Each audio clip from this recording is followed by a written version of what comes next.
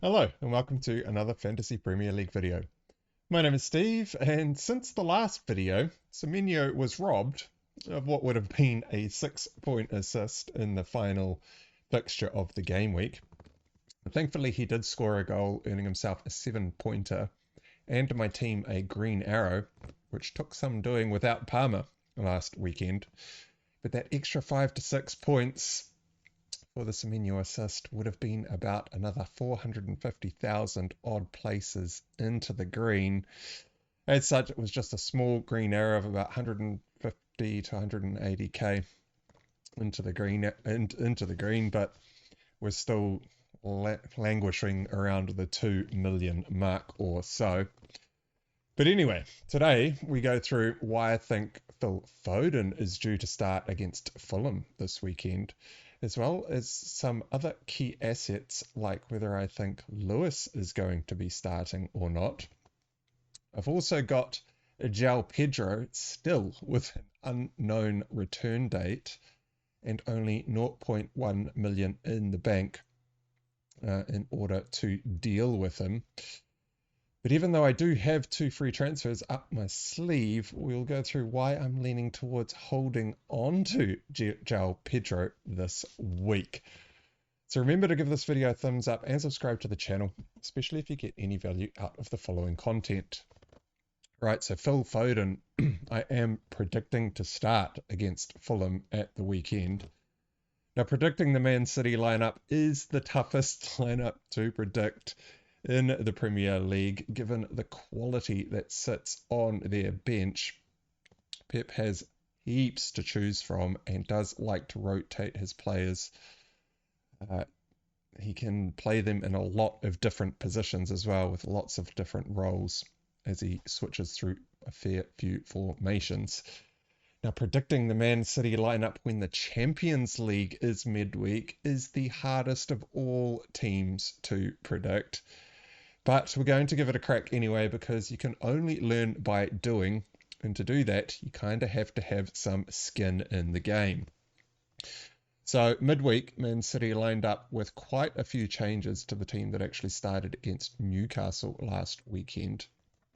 It started with Ortega in net, Lewis at right back, Akanji and John Stones got a start next to Akanji, with Guardiola playing in left back. We had Nunez getting a start in the CDM role next to Gundogan. And then across the front three, we had Doku on the right, I think Foden on the in the cam, and then Savio out on the left. I'm not too sure if they did interchange in the match or not, as I haven't seen the Champions League fixture yet, as I have spent my free time this week getting the website a little bit further along the design phase, as you can now see on screen. And of course, Haaland up front. Now, I wouldn't read too much into the formation that was rolled out midweek. There are no easy games in the Champions League, but this was a game where City were heavily favoured to win, beating Bratislava 4-0.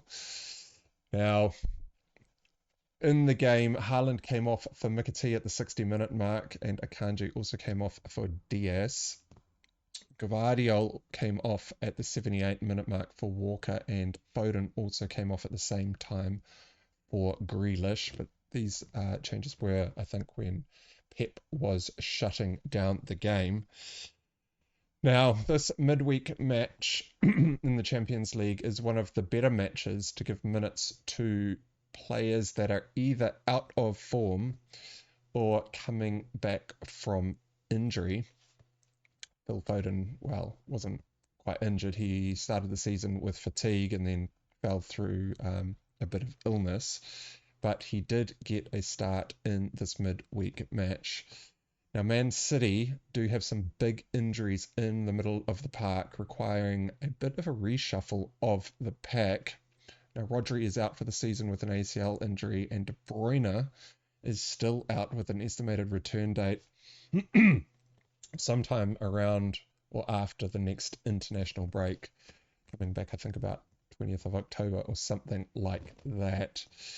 But what I did learn from the Newcastle game last weekend, so not the Champions League match, but the Newcastle match last weekend, is that there was a lack of control in the middle of the park without Rodri, and Gundogan was actually having a noticeably off game. Now, my match notes reflected this in my halftime thoughts, predicting Gundogan to be subbed off for Phil Foden in the second half, and this did indeed transpire in the 66th minute against Newcastle. Now, it was pretty tough to tell where Foden was at in terms of his touch, fitness, and match sharpness, given he only got the final 30 minutes of a game at St James's Park where they were drawing 1-1. However, Foden did score one goal and got himself an assist in the midweek match against Bratislava. Excuse me, hopefully that didn't come through too loudly. Now, Pep without Rodri and De Bruyne does need a player in the middle of the park that can work tirelessly in the pocket, providing both chance creation mostly for Haaland, but also a bit of goal threat as well. And Foden is the man for this job, and so I've got him down to start this weekend. I don't know, about 90% sure that he's probably going to be rolled out in that starting lineup. And I think that Pep will probably revolve the rest of the team around Foden starting. So with Foden starting, we'll go through some of the players that rotated a little bit. So first of all, Walker was rested in the midweek match. He only played the final 12 minutes of the Champions League game against Bratislava, and so I think he probably starts against Fulham this weekend in right back. Now, Gvardiol played 78 minutes in the UCL match. He also played 90 minutes in the match against Newcastle last weekend, and so because of this, I think he's due a rest against Fulham. So I was actually a Gvardiol owner in the game prior to the last Champions League match. And Gvardiol was actually benched at the start of that game, and I think he came on at about the half-time, or was it either half-time or the last 60 minutes? And so I think Gvardiol is probably a little bit more likely to get rotated in whatever the easier fixture is in the Premier League around those Champions League matches. And clearly Pep would be prioritising a player like Gvardiol for the Newcastle match, and so I think this game against Fulham is probably where Gvardiol is going to get a rest. Now, this is where it gets a little bit tricky, because Gvardiol could still totally play this weekend, but I am actually predicting Rico Lewis to start out of position at left back in front of Gvardiol. And I think he will end up inverting on that left-hand side as opposed to what he normally does when he does start out of right back. So I think the back line's going to be Walker on the right, Diaz and Akanji as the two centre backs. Even though John Stones did get a start in midweek, I don't think he'll start this game again in the Premier League again. He has been out for a little while, John Stones, so probably need to build up a bit of match fitness. So it'll be Walker on the right, Diaz and Akanji as the two centre-backs, and then Lewis, I think, at left-back in front of Gvardiol, but we could also see Gvardiol playing that role, with Gvardiol being the man that is inverting instead, as he has done that last season, and did actually do that a little bit last week with both Walker and Gvardiol starting in that Newcastle fixture. I then think it'll be Kovacic and Gundogan as the two CMs, whereas Lewis will be rolling forward into that CM role, which will CDM role, which will push Gundogan further up the pitch to play as the dual cam, and Gundogan to be playing alongside Foden, whereas Foden will be starting in that solo cam role. So I think it'll line up as a 4-2-3-1, but will transition into a 3-2-4-1 when City do have possession of the ball. Now, the wingers are super tough to predict, but I think if Walker is starting at right back, we'll probably see Savio at right wing. And then out on the left-hand side, we'll probably see Grealish starting. I've got down Grealish as starter, but we could even see Doku starting in there as well. But Doku did get quite a few minutes in the Champions League midweek, and so I think Grealish probably gets the start.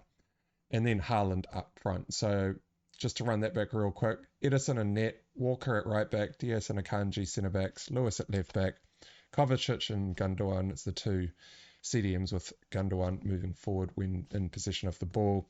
Savio, Foden and Grealish out on the left, and then Haaland up front.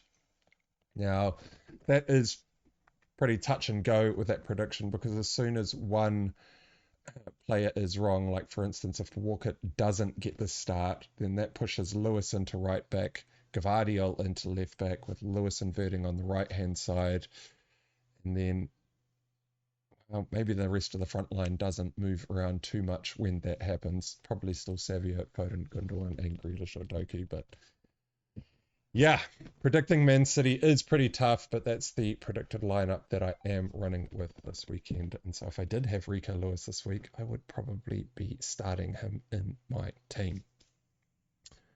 Right, so on to my Joao Pedro plan. Now, part of the risk of going with a threemium is that if any of the budget enablers get injured, your options to replace them are somewhat limited. Now, Joao Pedro is one of the three enablers that I did put into my squad, which allows me to fit Haaland, Salah, and Saka all into the same team, with my three enablers being Joao Pedro, Rodgers, and Semenyo. Rodgers and Semenyo have been pulling their weight over the last couple of weeks. I mean, Semenyo didn't score.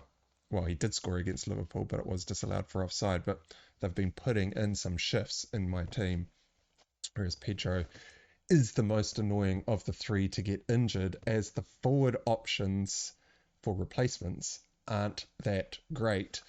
Whereas if either Semenyo or Rodgers got injured, I'd probably be happy to have a punt on Diallo at 5 million, or I could go with a bunch of other options in midfield, although their fixtures aren't too great. I'd probably be looking at someone like Smith Rowe, maybe McNeil. His finishing last week was superb, but I just don't think Everton are going to generate enough attack for McNeil to be a good enough option. But anyway, my dilemma is what to do with Joao Pedro, not the budget enabling options in midfield.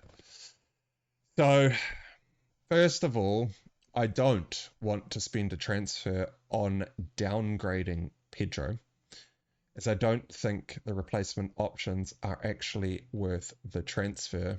I mean, there are a couple of okay players that I might play in some given circumstances, but there's not a lot of options, and most of the options that I might go with just have terrible games, and so I don't think that's actually worth the transfer.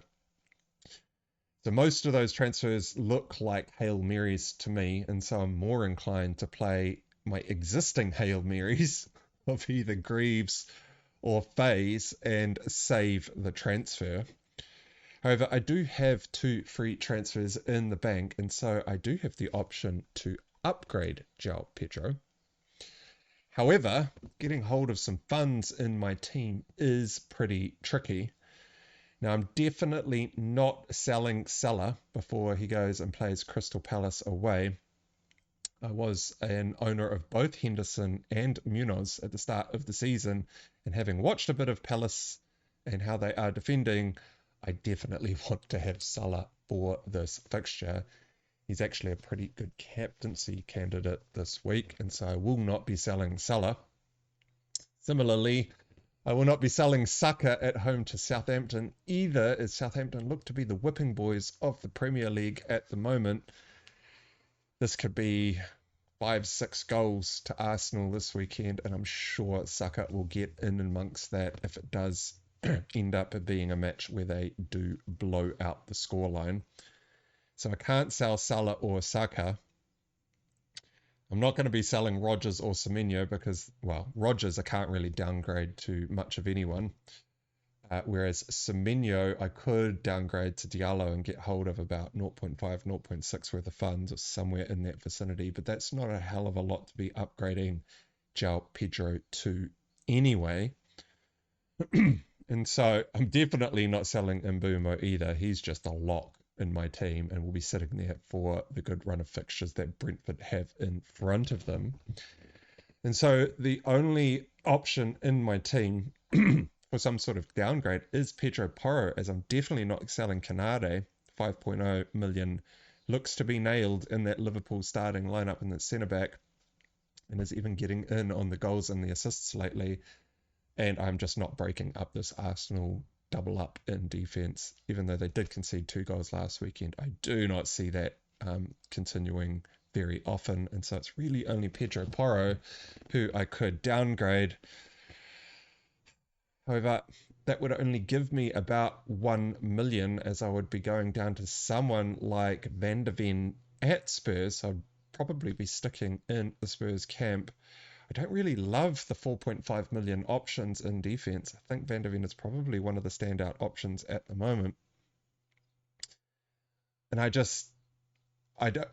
want to hold on to Pedro Porro for this run of fixtures. I can see them keeping a few clean sheets, and I can also see Spurs attacking quite heavily against the run of opponents that they do have coming up.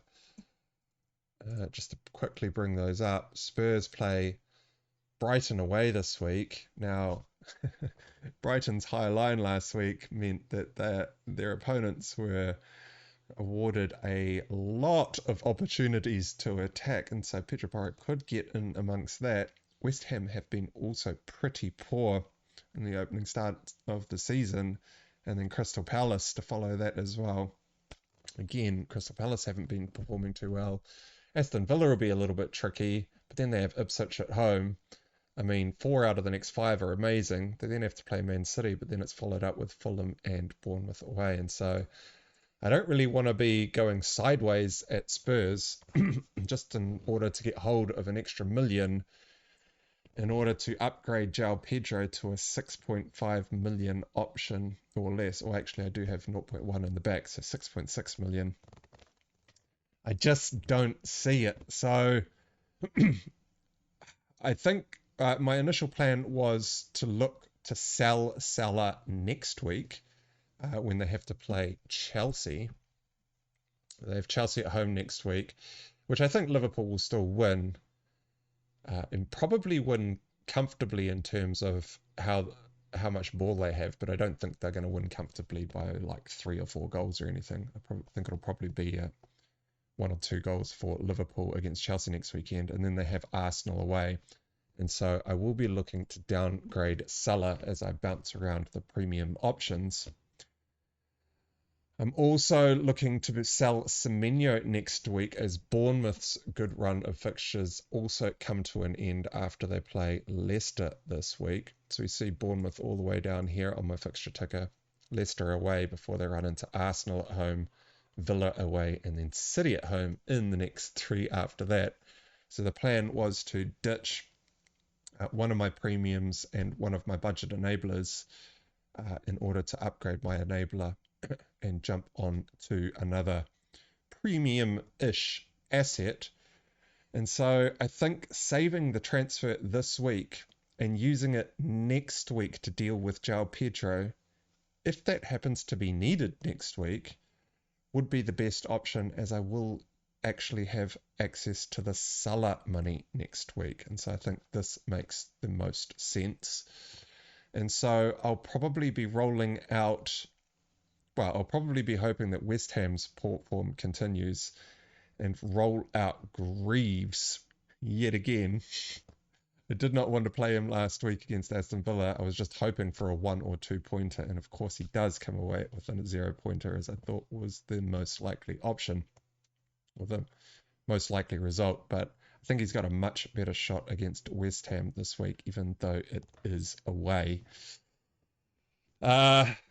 And so next week looks like I might be making a triple transfer and downgrading Mo Salah probably to Phil Foden next week, assuming that my prediction of Foden starting this week does come true and that Foden does in fact make it through the game unscathed and plays well. So it'll probably be Salah to Foden next week, Semenyo up to whoever, and then Joao Pedro maybe even up to someone like Solanke next weekend may be the way that I end up going.